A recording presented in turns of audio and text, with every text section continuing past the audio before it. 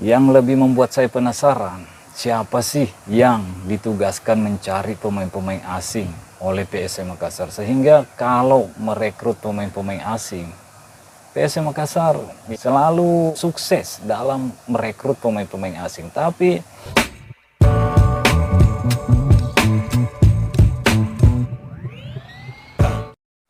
halo Sobat Bola Bocor, apa kabar semuanya? Semoga sehat-sehat selalu. Kembali lagi saya akan mengupdate sedikit tentang PSM Makassar, di mana saat ini skuad PSM Makassar tengah diliburkan karena ada jeda kompetisi, dan pastinya anak-anak asuh Coach Bernardo Tavares akan menikmati liburannya terlebih dahulu sebelum memasuki kompetisi kembali dan bertanding di pekan keempat Liga 1 melawan Persib Bandung. Jadi selamat menikmati liburannya para pemain-pemain PSM Makassar, dan jangan lupa menjaga kondisi fisik, kebugaran, supaya pada saat jeda internasional selesai, pemain-pemain PSM Makassar kembali berkumpul tetap dalam kondisi prima, bugar, dan siap bertarung di putaran keempat Liga 1 melawan juara bertahan yaitu Persib Bandung.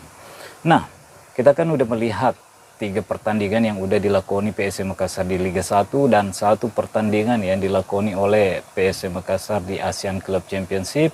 Kira-kira bagaimana menurut teman-teman semua permainan PSM Makassar? Apakah sudah sesuai dengan apa yang teman-teman inginkan? Dan bagaimana melihat performa rekrutan baru PSM Makassar sejauh ini, termasuk pemain lokal dan pemain asing? Apakah ada pemain-pemain baru PSM Makassar yang masih perlu meningkatkan kapasitasnya, atau semuanya memang udah berkontribusi dengan baik di dalam skuad PSM Makassar? Ya, kalau teman-teman punya pendapat, silahkan tulis pendapat kalian di kolom komentar. Pemain ini masih begini, pemain ini perlu meningkatkan ini. Silahkan teman-teman, kita sharing-sharing aja di sini. Kalian bisa menulis pendapat kalian di kolom komentar. Oke? Ya. Yang pertama, saya akan membahas sedikit tentang pembelian baru PSM Makassar. Sejauh ini, di 3 pertandingan ini, saya melihat pemain-pemain yang direkrut oleh PSM Makassar, khususnya pemain asing, saya menganggap semuanya udah berkontribusi dengan baik. Tinggal bagaimana beberapa pemain ini bisa meningkatkan lagi kapasitasnya, karena tentunya persaingan ke depan akan jauh lebih sulit.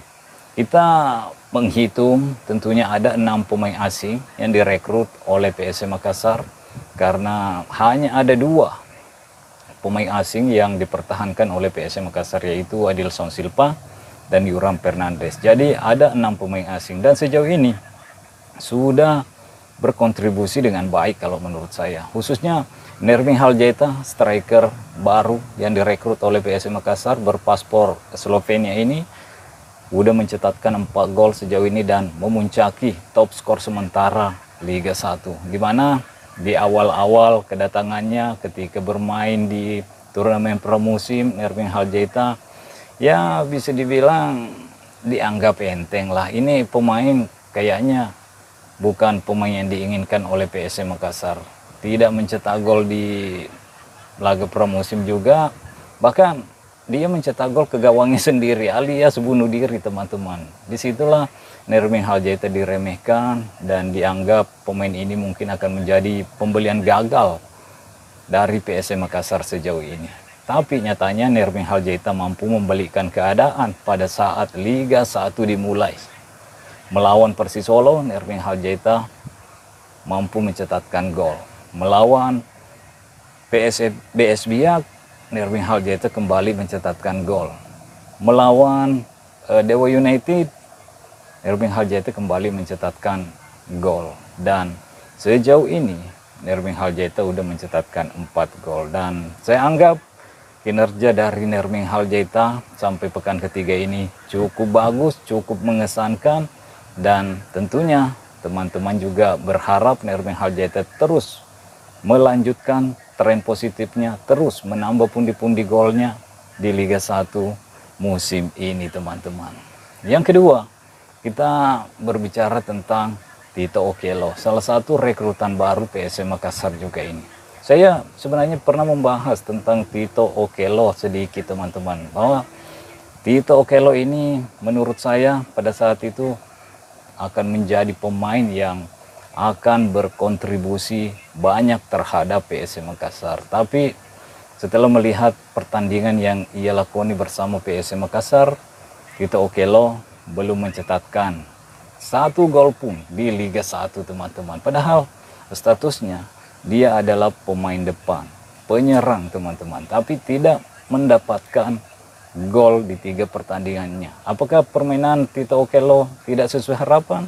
Ya menurut saya enggak juga teman-teman. Karena sebagai penyerang tentunya ya tugas utama dari Tito Okello ya mencetak gol. Tapi selain itu Tito Okello juga punya tugas yang lain, yaitu membuka ruang untuk teman-temannya supaya bisa mendapatkan ruang untuk mencetak gol ke gawang lawannya. Dan saya melihat tugas Tito Okello yang diperankan yaitu peran kedua, yaitu membuka ruang bagi teman-temannya untuk salah satu pemain depan PSM Makassar bisa mencetakkan gol, yaitu Nerming Haljaita.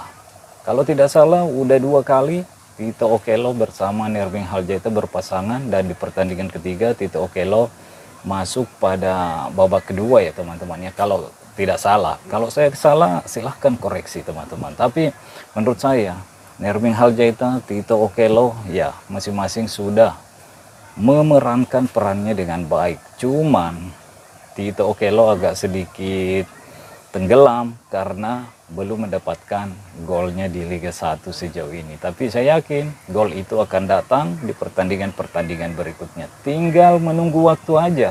Hanya butuh waktu aja Tito Okello akan mencetakkan gol di Liga 1 nanti teman-teman. Apakah gol Tito Okello akan datang di pertandingan melawan Persib Bandung? Saya nggak tahu. Apakah di pekan keempat, pekan kelima, pekan keenam? Yang jelasnya menurut saya pemain ini sudah melakukan tugasnya dengan baik. Terus kita beralih ke lini tengah yang diperankan oleh Latirpal. Ini kan Latirpal yang cukup sering mendapatkan menit bermain di 3 pertandingan ini. Latirpal juga sangat-sangat bagus di lini tengah PSM Makassar. Umpan-umpan, presisinya ke depan, dia juga memerankan tugasnya dengan baik sebagai rekrutan baru PSM Makassar. Jadi kita beralih ke Victor Luis. Victor Luis juga kan salah satu pemain asing baru di PSM Makassar saat ini, dan ini pemain yang menurut saya benar-benar kontribusinya cukup bagus di PSM Makassar. Ya di luar keempat gol dari Nerming Haljaita ya, Victor Luis menurut saya pemain yang benar-benar top untuk PSM Makassar, dan saya berharap pemain ini tetap konsisten selama 1 musim supaya bisa lebih banyak memberikan bantuan kepada PSM Makassar di pertandingan-pertandingan berikutnya. Lihat, setelah Victor Luis kita kembali ke lini tengah. Saya hampir lupa teman-teman, yaitu Daisuke Sakai, pemain tengah asal Jepang ini ya cukup bagus juga sebagai super sub. Ada menggantikan Latirpal di babak kedua. Sejauh ini Daisuke Sakai juga mencatatkan 1 gol bersama PSM Makassar dan sudah mengeluarkan jurusnya ketika mencetak gol kemarin teman-teman. Dan yang satu lagi yaitu Neto Suarez, tandem Yuran Fernandes. Ini pemain juga yang cukup bagus, cukup baik sejauh ini, mampu menetralkan serangan-serangan lawan dan tentunya berkontribusi penuh juga atas kemenangan PSM Makassar di 3 laga yang udah dilakoni PSM Makassar di Liga 1 teman-teman. Jadi menurut saya pembelian PSM Makassar sejauh ini tidak ada yang gagal teman-teman, khususnya pemain asing tidak ada yang gagal. Dan saya akui memang rekrutan asing pemain PSM Makassar ya memang selalu gacor ketika PSM Makassar merekrut pemain asing. Dan yang lebih membuat saya penasaran, siapa sih yang ditugaskan mencari pemain-pemain asing oleh PSM Makassar, sehingga kalau merekrut pemain-pemain asing PSM Makassar ya selalu untung, selalu sukses dalam merekrut pemain-pemain asing. Tapi kita tahu sendiri PSM Makassar terkadang tidak mampu mempertahankan pemain-pemain asing yang udah ia bawa ke Liga 1 dan berakhir di klub-klub yang mapan di Liga 1. Kita udah melihat banyak contoh-contohnya teman-teman, termasuk Kenzo Nambu, termasuk Everton Nascimento. Siapa lagi kira-kira? Silahkan tulis komentar kalian di kolom komentar. Dan tentunya rekrutan pemain lokal PSM Makassar sejauh ini juga melakukan tugasnya dengan baik dan berkontribusi dengan baik juga bersama PSM Makassar, termasuk Sarulan Sinari cukup bagus juga di sisi kanan PSM Makassar. Begitupun dengan Abdul Rahman, kalau diberikan menit bermain bersama Coach Bernardo Pares juga bermain cukup bagus teman-teman. Tapi tentunya PSM Makassar harus bisa meningkatkan kembali yaitu akurasi passing dan akurasi shooting dari lini depan PSM Makassar. Sejauh ini menurut saya semua pemain berkontribusi dengan baik, termasuk pemain baru, pemain lama. Jadi mudah-mudahan PSM Makassar bisa mempertahankan konsistensinya, mendapatkan hasil-hasil positif di pertandingan-pertandingan berikutnya. Ya, mungkin sampai di sini dulu teman-teman. Kalau teman-teman punya pendapat yang berbeda, pemikiran yang berbeda dengan saya, is okay. Namanya juga sharing-sharing, silahkan tulis pendapat kalian di kolom komentar. Oke, mungkin sampai di sini dulu. Stay healthy, no baper-baper. Bye-bye.